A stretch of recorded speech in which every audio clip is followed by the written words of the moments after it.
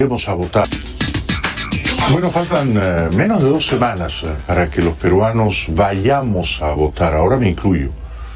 Antes yo pensaba no ir a votar, como en efecto no fui a votar en la primera vuelta. Pero ahora iré a votar. Iré a votar porque las libertades en mi país, el Perú, están amenazadas por la candidatura de Pedro Castillo. Entonces el 6 de junio iremos a votar. Mi mujer y yo, por supuesto, votaremos por Keiko Fujimori. No porque seamos fanáticos o incondicionales de la señora Keiko, sino porque comprendemos que la otra candidatura amenaza las libertades y de llegar al poder instauraría una dictadura chavista en el Perú, lo que solo traería desgracias para mi país, cosa que yo quiero evitar. Las noticias, sin embargo, son muy malas, muy desalentadoras. Yo estoy resignado a que va a ganar el candidato chavista. Y lo estaba antes de ver la encuesta de Ipsos que se divulgó ayer domingo. Ipsos es la encuestadora más seria, más profesional de Perú. Y fíjese cómo de una semana a otra, en Ipsos, que Pedro Castillo acrecienta su ventaja sobre Keiko Fujimori. Porque hace una semana, en mayo 14, Keiko había logrado ponerse a casi 2 puntos de ventaja, ¿no? 51,1 contra 48,9, que podía redondearse en 51 contra 49. Eso era alentador para mí. Yo pensé que Keiko está subiendo y a este ritmo, en la próxima medición ya no es 51 contra 49, sino 50-50 empatados. O incluso quizá Keiko un pelín arriba, ¿no? Yo tenía esa ilusión. No ha ocurrido.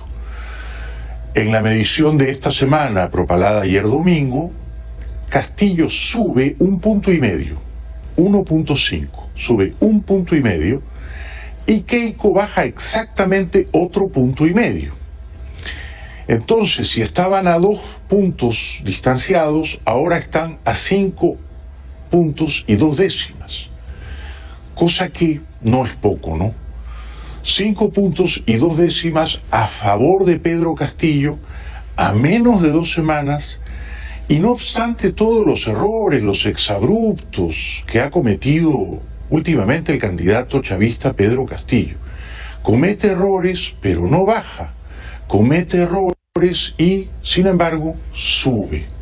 Y en cambio la señora Fujimori, que ha hecho su mejor esfuerzo para proyectar una imagen conciliadora, para reclutar a prominentes líderes del antifujimorismo, para acercarse al ilustre escritor, al Nobel Vargas Llosa, bueno, ella, en vez de seguir subiendo, baja 1,5 puntos. Debido a esta encuesta, yo estoy dramáticamente resignado a que gane el candidato chavista Pedro Castillo en semana y media. Y por eso iré a votar, porque no pierdo la esperanza de que quizá con los votos de los peruanos en el exterior, que somos casi 1 millón empadronados para votar, y cuya inmensa mayoría no fue o no fuimos a votar el 11 de abril, quizá con los votos de los peruanos en el exterior y con algún porcentaje de voto escondido, Keiko podría obrar el milagro el 6 de junio. Entre tanto, se han desplegado marchas de protesta contra ella, contra Keiko Fujimori. Marchas principalmente protagonizadas por jóvenes que odian o detestan a la señora Fujimori y que piensan votar por el señor Castillo pensando que él supone un cambio para bien, un cambio redentor o purificador en la corrompida política peruana, sin advertir, claro, que un cambio a favor del chavismo, a favor del estatismo confiscatorio, nunca será para bien.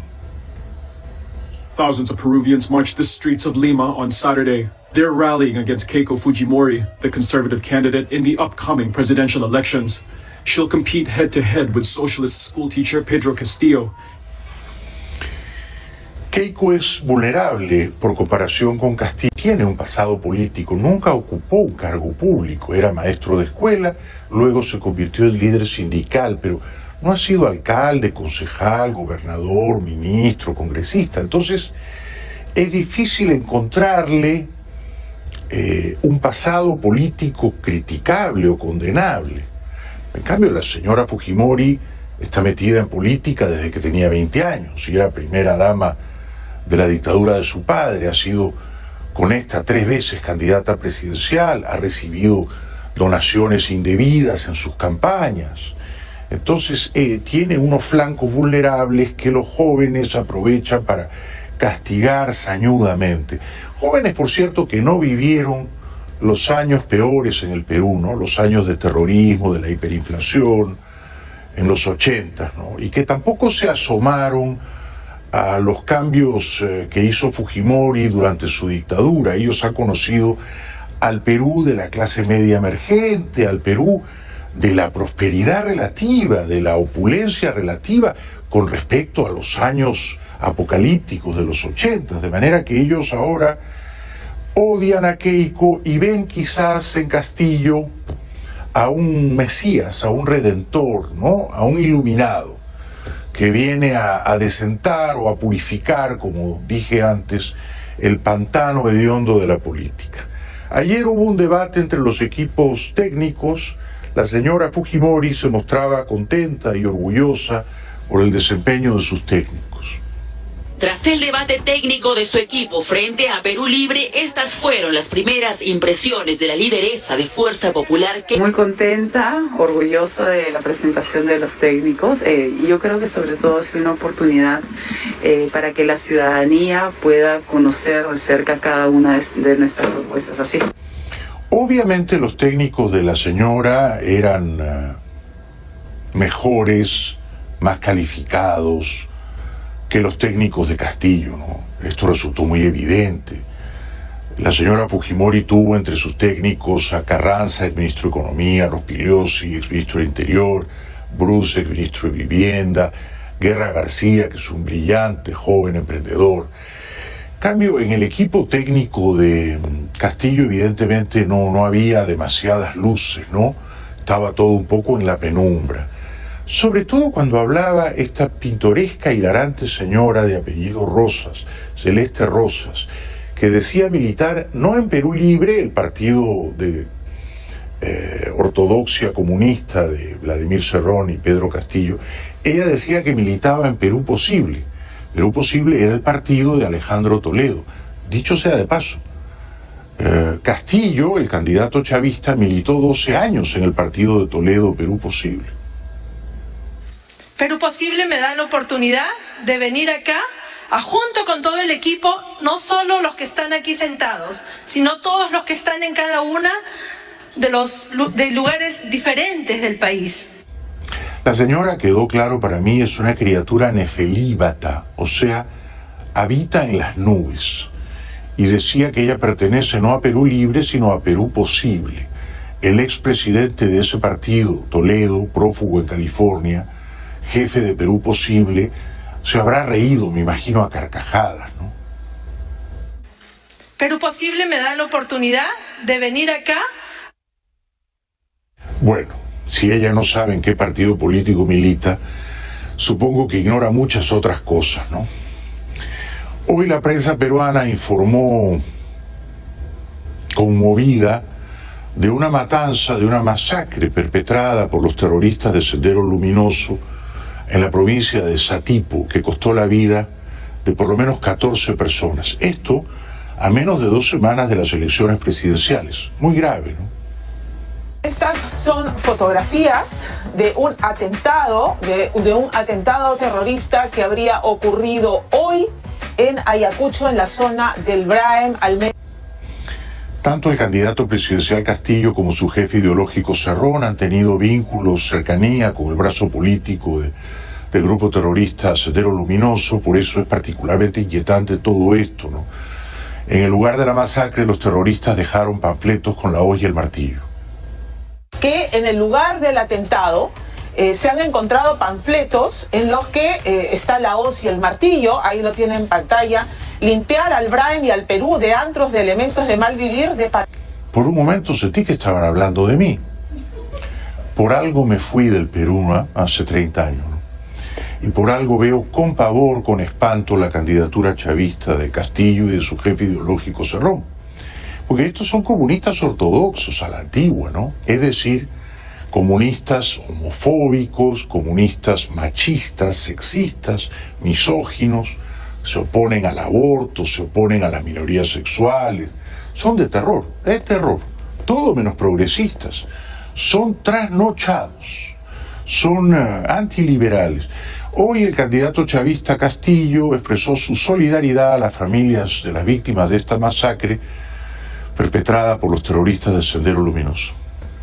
Quisiera extender mi solidaridad, mi eterna solidaridad a las familias.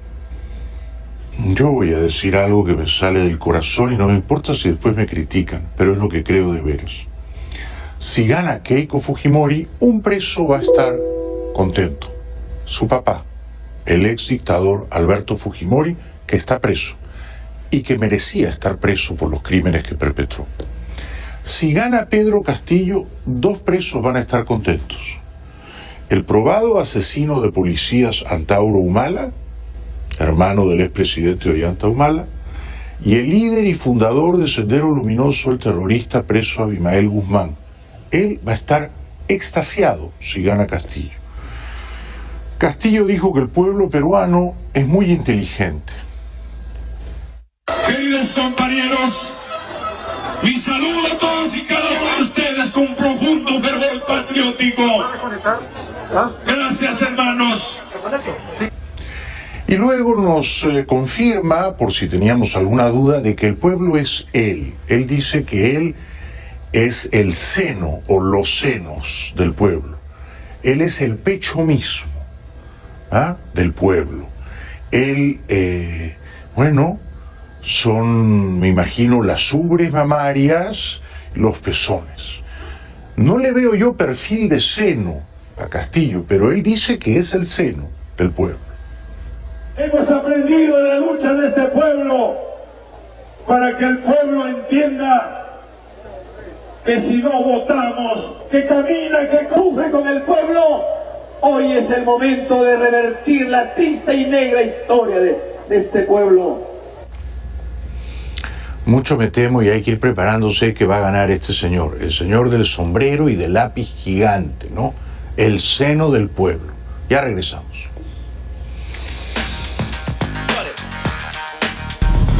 Bueno, dando gritos como un energúmeno, el dictador Maduro anuncia que estaría dispuesto a reabrir